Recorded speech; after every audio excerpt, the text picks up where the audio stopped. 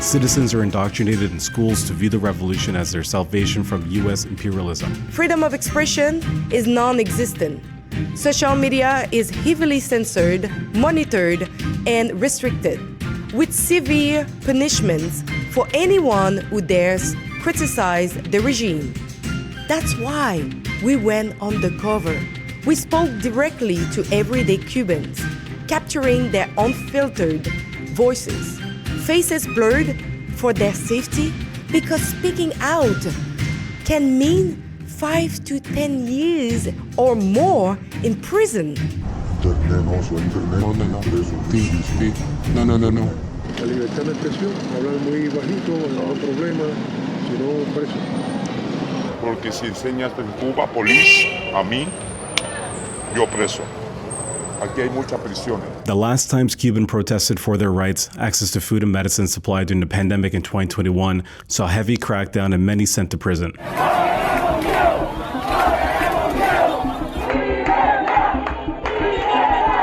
Personas que salieron a la calle a protestar, gobierno en prisión 30 años. Es como si mantener el terror para que las personas no se tiren de nuevo, ¿ya entiende? This was a great risk to ourselves and the people we spoke to. Our cameras and equipment could have been taken by the Castro thugs and, at worst, jailed and deported. But we did it anyway.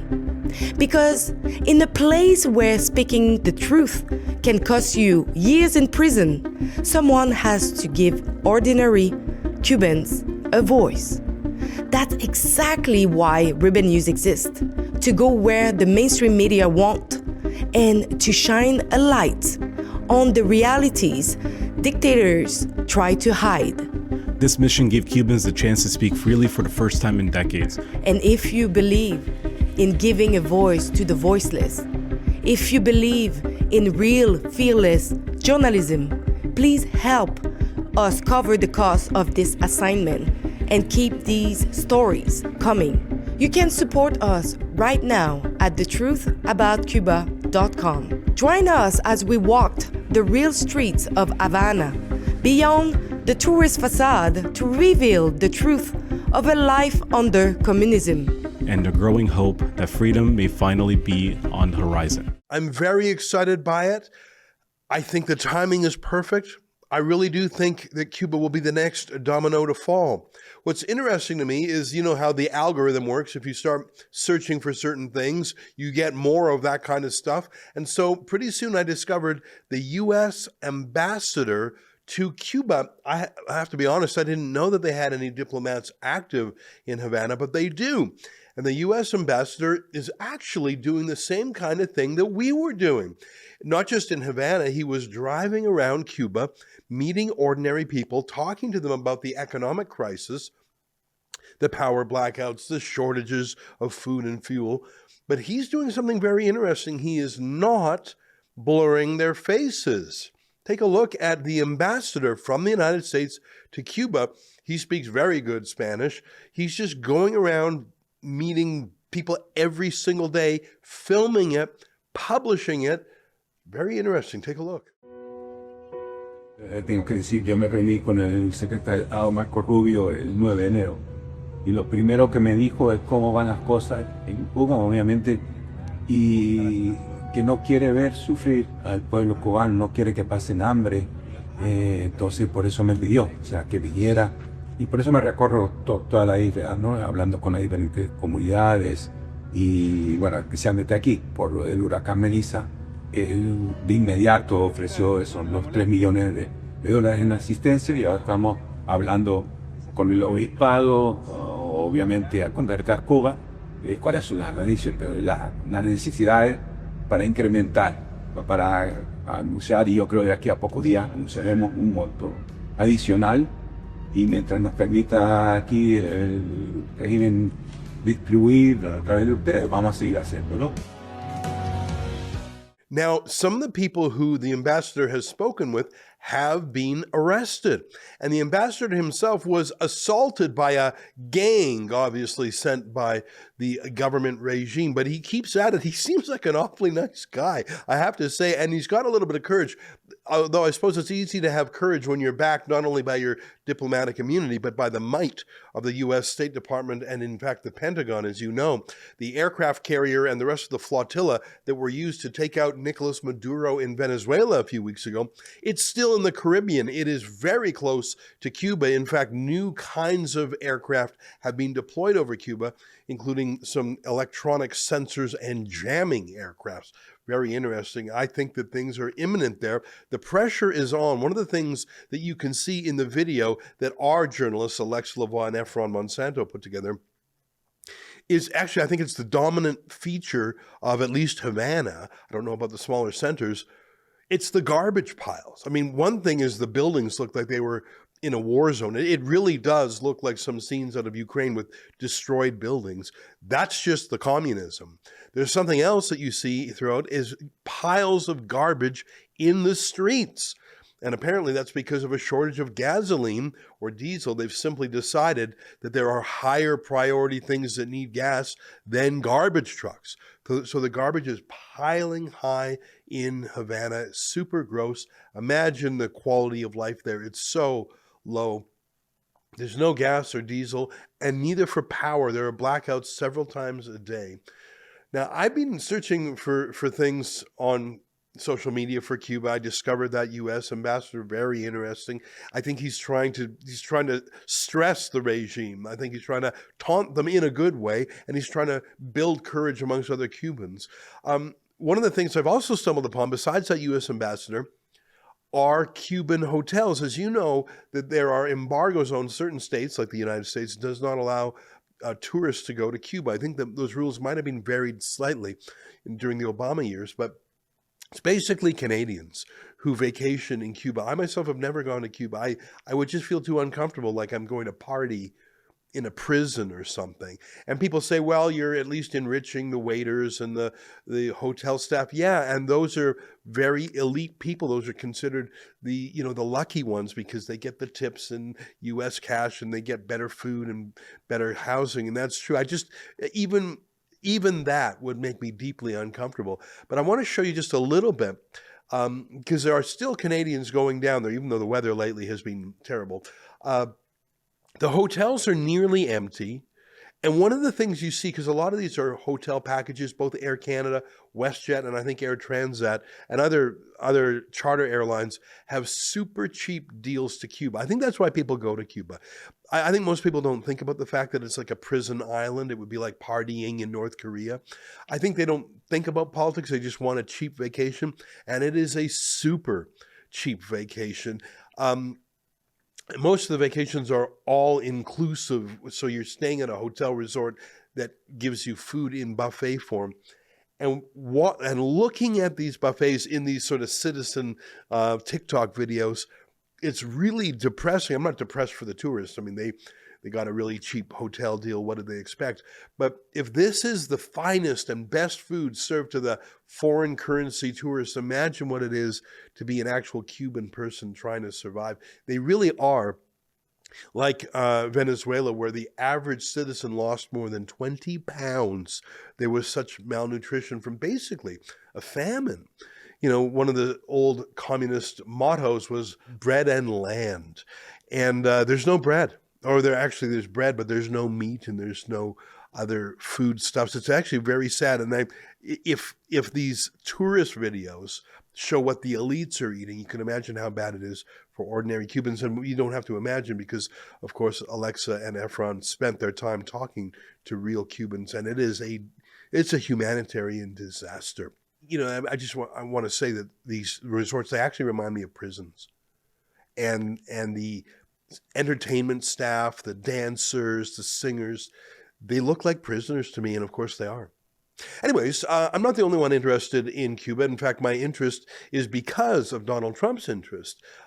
Taking out Nicolás Maduro was the first domino in a domino effect around the region, and Trump has been talking a lot about Cuba lately. You might know that especially in the Miami area where there's so many Cuban exiles, they are very strong Republicans, very strong anti-communists. Some other Latinos vote Democrat, although these days a majority of all Latino background voters are for Trump because of what he's doing.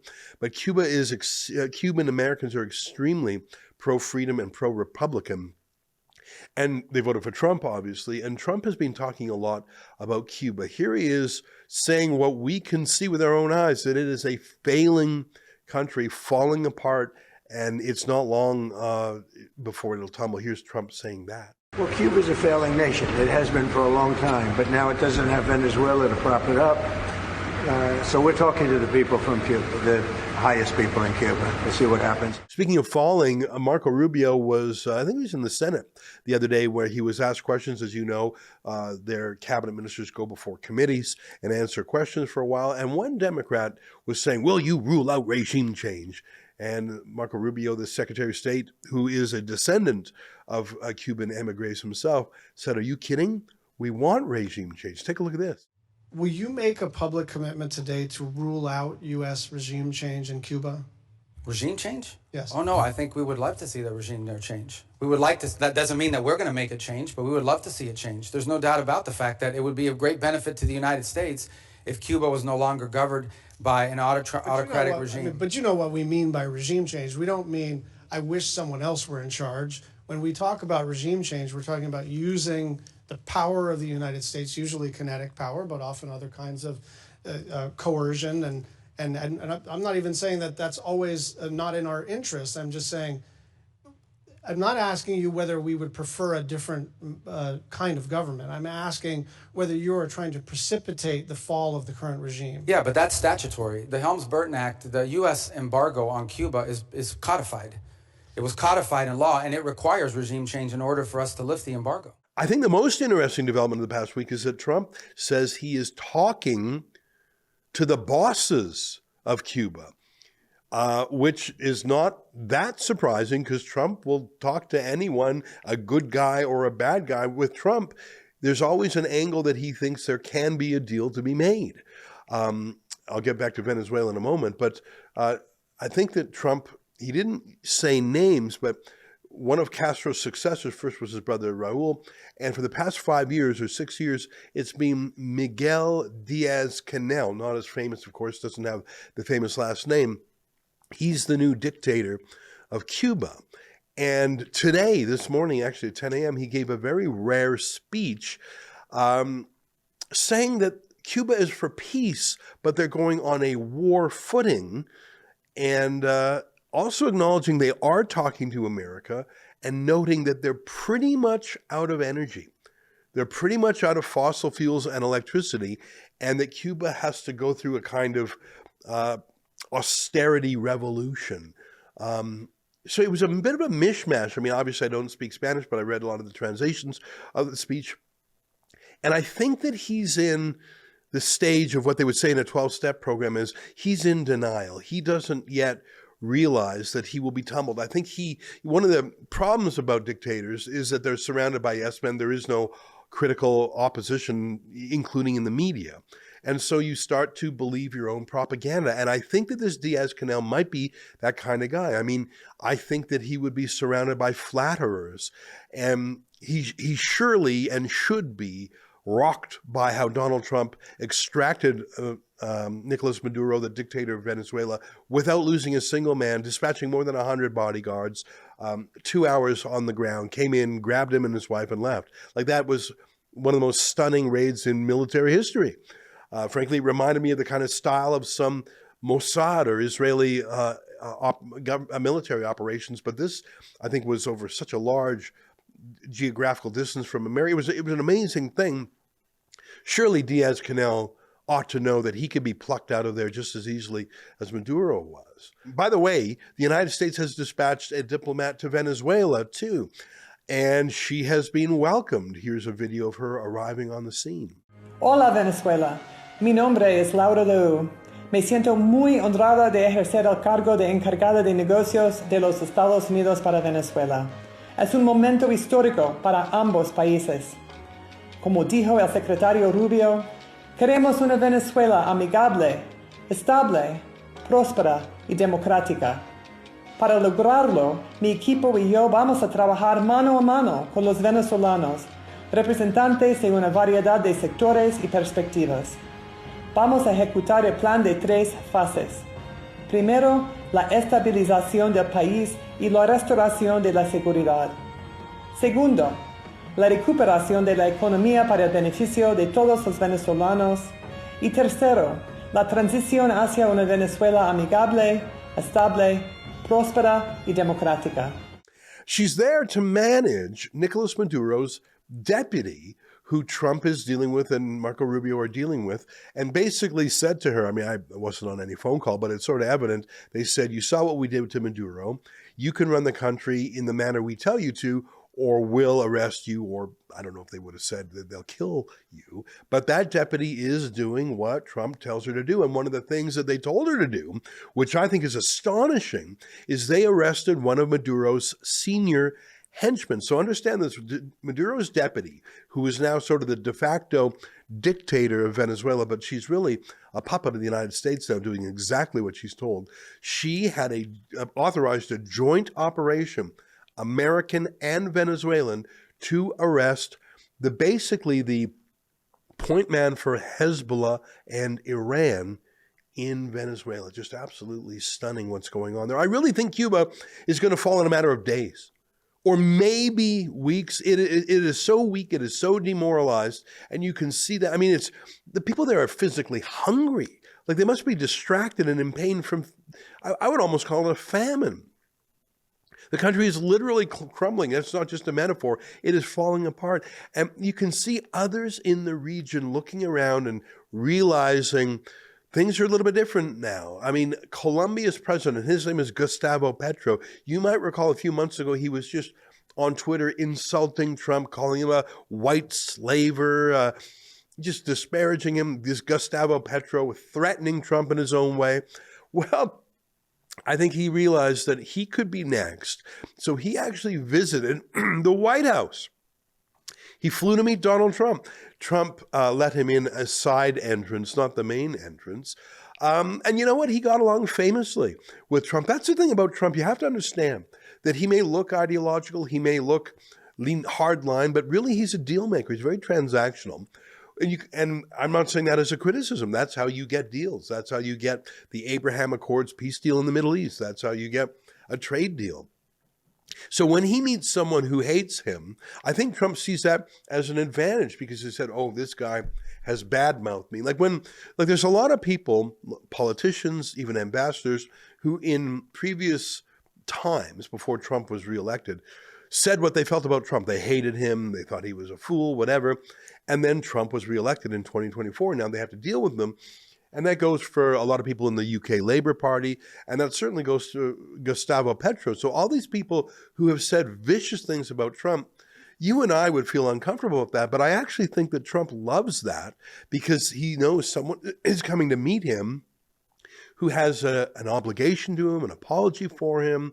There's a debt to pay, a moral debt to pay. I think there's no better thing for Trump than to meet someone who has badmouthed him because Trump, he'll take that as leverage on the other side. It's why Trump got along so well with the new communist mayor of New York, Zoran Mamdani. Anyway, my point is that Colombia is coming around. They've agreed to actually rein in some of the drug cartels. We'll see if they mean it. Costa Rica just elected a new freedom-oriented leader.